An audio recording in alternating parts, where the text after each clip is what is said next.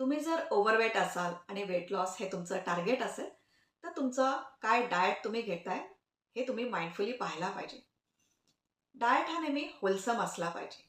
बॉडीला स्टार्विंग ठेवलं नाही पाहिजे. डाएटमध्ये योग्य प्रमाणात vitamins, minerals, proteins, calcium, whole grains हे सगळं इन्क्लूड केलं पाहिजे. एखादी गोष्ट पूर्णपणे टाळायची, त्याचा परिणाम मग शरीरावर चुकीचाच होतो आणि ते सस्टेनेबल सुद्धा नसतं.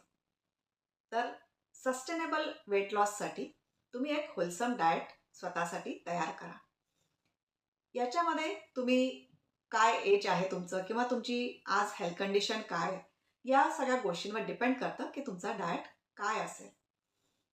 पण एक होलसम डाएट तुम्ही घ्यायला पाहिजे आणि प्रत्येक घास जो असतो हा ॲटलीस्ट 36 वेळेला चावायला पाहिजे.